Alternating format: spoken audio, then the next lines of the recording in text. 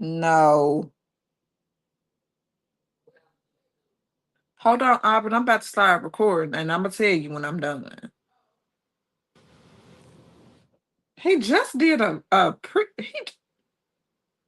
Okay. Anyway,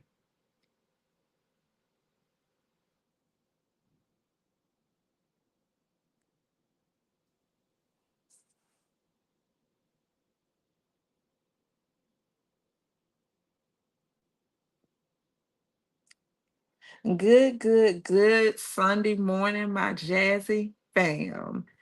It is 8:55 a.m. and I'm bringing you Belle Collective. Belle Collective, y'all. So we start with Letitia. Letitia is meeting her financial she trying to get her finances together. Didn't we already find out about that last episode? Didn't she already say that she was trying to get her finances together and trying to separate everything from Glenn? But I guess we're gonna repeat it again. So she meeting to get her finances together and she wants her funds in order for her freedom, so she say. And she wants insurance on the family and she doesn't have 401k or things like that. And we know she gonna put it in Glenn's ear. You know, she and Glendale. Yeah, him. Just for the show to pop. We already know it's gonna be an explosion and all this stuff, and he gonna turn up and he gonna get mad and all that jazz. Okay. And Letitia also asked about a post nup. Uh-huh. The post-nup can start while your marriage works and where you're in your marriage and it works just like a prenup. And things like this is mines and then this can be shared. Okay, so she gonna separate how the post-nup works. Things like this is mines. And then this can be shared and then this is yours. And then she got to have this conversation with Glenn's ignorant, ignorant self. Then she gonna ask, should she have him to be her manager? And the lady said, get a manager, okay, and make him your advisor. And hopefully she can get it together. For goodness sakes, gracefully next. And we start with Latrice. And Latrice then invited Marie over to the gentlemen's club. Her godson, Jonathan, he runs. And Latrice, she pouring shots, telling Marie that she needs to loosen up. And people, but she is all the people to say. She's the number one person to say loosen up and all this stuff. Cause she the one who tight like I don't know what already. And at the two shots though, Latrice did loosen up and she asked Marie, what you trying to do? And then Marie came in the club all nervous and Latrice said, I know you said what you said at the museum. Then Marie flipped that whole conversation on her. Then Marie flipped it, of course, that script and on Latrice asking, now before you got married, weren't you into women? I'm like, oh Lord. And of course, Latrice said no and told Marie, we gonna get you a man, though. Then the conversation went on, and Marie said she is going to get the bells together, like for later on. And then Marie let her know that the outside noise, Shantae, uh-huh, she may be in attendance or she may not be. And Latrice said that I will think about it and I will pray on it if I'm coming or not. Now Latrice done. I'm like, Latrice done gave Marie money to throw at the gentleman's club and all this stuff so they can both have a good time gracefully next though. Okay. And so we get to Letitia and she meets with Cheating Glenn for some ribs, right? And his feelings are that she is putting forth the effort before he gets there. And she calls Shantae and asks, Did Marie invite you to the event, the little event for later on? And then Shantae said, I don't really want to come nowhere where the girls don't like me, and rightfully so. All right. hmm Then Shantae finally says that, okay, it's cool. I'll be there for the ambush. Then Letitia gonna say, no, we are not ambushing. We're not going to do all that. So then Glenn finally shows up, y'all. Y'all know he be late in attendance to everything. So then he finally shows up, right? And then and says that I'm taking because she was just saying I'm not even he just said she was just saying I was on the phone with Shantae. He said, I ain't talking about Shantae. I ain't talking about Shantae because she don't even want us to be together no more. No way. So why would I be talking about Shantae? Okay. Then she finally gets to the meat of it, telling him that she talked to a financial advisor, right? And he starts looking crazy. And Letitia says that you have all these investments in 401k. Then she asks, am I your beneficiary? And then he said, well, he took a minute now. Y'all should have saw how he was looking. He was looking crazy as I don't know what. He took a minute to say, my son is my beneficiary. Then, of course, my mom is my beneficiary. And then I'm like, now that's crazy. That is crazy, crazy, crazy. And then he said, of course, you the beneficiary. Of course you on there. And I'm like, God dang.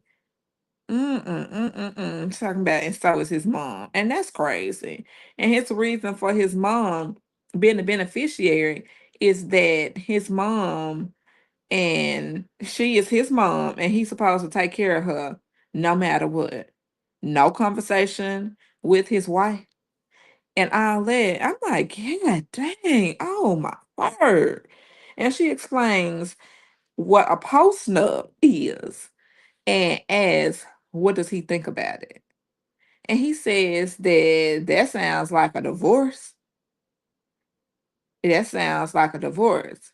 And I'm like, what the hell, nigga? I mean, come on now. What in the world? Do what? And then I'm like, And then she said, well, you over here signing off on stuff in the HR office, and then the social security numbers and all that stuff involved, and you trying to tell me it sounds like a divorce? And I'm like, exactly. That's what he told you, though, ma'am. She said, you trying to tell me it sounds like a divorce? She said, okay, that's cool. Let me know so I can draw up these papers, have these papers drawn up. Okay. And you take the baby and your mama too. It's whatever. It's whatever you want. And then then his ignorant urge said he is not gonna sign. I ain't gonna sign it. I ain't gonna sign it. Then they only then they only the manager talk. And then it's like they get to that manager talk and it's already null and void and all that stuff she says. And says, you're going to be my advisor. Aren't you happy? And he says he is not happy. And he wants to be her manager. And he know that he want to be her manager because he don't care a darn thing about her. And then he said that he know what that percentage gonna be looking like. I'm telling y'all what I already know and how I know that he thinking. He know what that percentage gonna be looking like. And he wants to have full control of that money. Okay. And it's just like he don't care about her. He don't care how she feels. He don't care about her. He just in it for the money, the dollar, the coin, whatever you want to say it is. He in it for that money, that green money. Okay. And like I said, he don't want nothing but the money, and he doesn't even care. And he has shown her time and time and time again. Wake up, please, Letitia. Gracefully next. And then Carrie and Matt's mama are both stubborn. And I'm telling y'all this for a reason. They stubborn as mules, okay? And Matt feels like he gave Carrie too much room to do what she wanted to do and being involved. Not that, not saying that she ain't successful. This what he's saying. He's not saying that she's not successful, but like Matt mom says, you need to put your foot down, Matt, and allow her to only do certain things. Okay. Then Matt says that he has a lot on his back. And then Carrie, you have to know that she is on her son's side. Of course. Any parent will be on their kid's side, of course. And she supports her son hands down, period. Carrie ain't gonna be able to do nothing else about that. Okay. And then, like I said, she supports her son for creating his legacy. Then he says that me and her mama didn't try to tell her something, tell her about helping and all that stuff. Then Mess says, maybe you can talk to her mom, or maybe you can talk to her, Carrie. Then she says, it's some boxing gloves around here in Mississippi. She clearly don't see it for her. She don't see it for her at all. When I tell you she don't see it for her, she don't. Okay. And his mama and her mama, he says that her and him and her mama didn't try to, get it through to Carrie and Miss Marlene Paul. Now her mama's name is Marlene, right?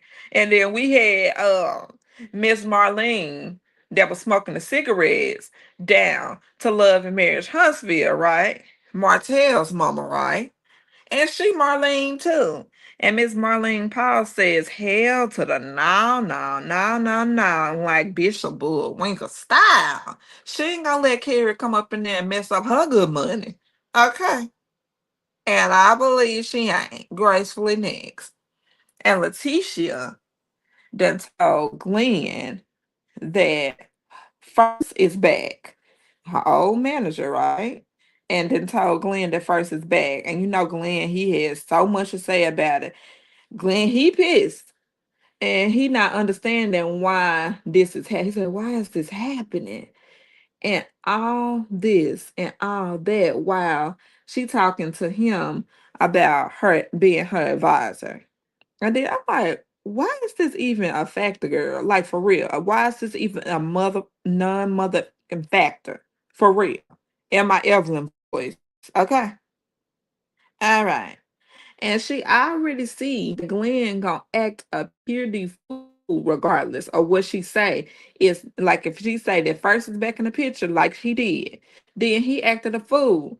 And then if you want marriage and business separate, then separate business and marriage. Damn, it ain't that hard. It is not that damn hard. Okay. Then she and Glenn walk around with a high school's like chain that's like real paper. I'm like, look, I ain't seen none of that country in a minute. Okay. And this is not, he is not a businessman while he is still trying to worry about how he falls in line in the business of Leticia. Uh-huh. And he has no business mind at all. He did have an idea of her being a plus size model though. Right? But she did not ask enough questions or no questions at all as to what she gonna be doing, how it's gonna be moving forward, and this and that. And like who, what, when, and why, and where. Uh-huh. We have to go back school on her. Them the questions that you need to be asking. Them the basic questions. And then it's like, what is the capacity of it? When can I start? Do we have any phone calls? Do we have a connection? Then she finally tells him that I want some work done, some plastic surgery done, right? And she wants lipo, and she wants her full body done. Then she and Glenn gonna say, why you want all that? Why you have to do all that? And I don't know if it was because he didn't want her looking good and cheating on him like he was cheating on her the whole damn marriage, y'all? Or is it because the money? He worried about the money. It was one of the two things, or it could have been both. And it's like that is going to cause. He said that is going to cause some attention to you. Okay, and that's what Glenn said. And you know who you are married to. That's what he said. He said you know who you married to. And she said, "What does that mean? What does it mean when you saying that I should know who I'm married to?" And Letitia and Glenn are back smashing. That's evident, child. So this is why he is acting an ass. And then she tells Glenn that she does not trust him with her heart. And she don't trust him with her heart. He is not her safe space. And it's like, I don't trust, she said, I don't trust you with my business. And then she wants to go ask, why are you even here? Then uses the word divorce to ring her back in and get her back in his graces, right? I am seeing that now, and oh Lord. Bye, y'all. Y'all fools. Okay, gracefully next. And we get to Latrice. And Latrice and Cliff and her mom shows up. But them acres, though, I know for a fact, I love it. I love it myself, and I know Latrice ain't going nowhere. And then they go outside. They talk about how she wants to have kids, of course. And then she says that she cannot talk to him, but wants her mom to talk to him. And I'm like, yeah, because your mama understand the ins and the outs because she his age, right? Okay. Yeah. And it's like your wife, I mean, she your wife, true, but it comes different when he talks to her mama. It's like when he talked to her mama, he act right and he stood up straight and all this stuff. He get that respect thing going on. Okay. Gracefully next. And later, the last scene, the girls gather to talk about the outside noise, which is Shantae, and she's sitting at the head of the table, right? She decided to come. But the noise is there at the head of the table, like I already told y'all. And then it's in the title. Shantae, sashay away. Okay. And Tamara is upset because Latrice is not even there. And then she mad because she said the bell's gone and she puts her fur coat on in Jackson, Mississippi. And she leaves out because the noise, which is Shantae, is there. And she don't have time for the time for it. So she chunks the deuces, telling Shantae she not even a bell. Gracefully next. And that was the end of the episode, child. Like, comment, and subscribe. And that was Bell Collective Season 7.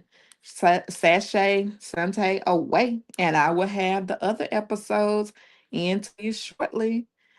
Thank you so much for listening and have a blessed day until I get back with you first for Love and Marriage Huntsville. I mean, Love and Marriage, Love and Hip Hop. Sorry, y'all. Love and Hip Hop Atlanta. So I'll be right back with y'all. Have a blessed day until I talk to you. Bye.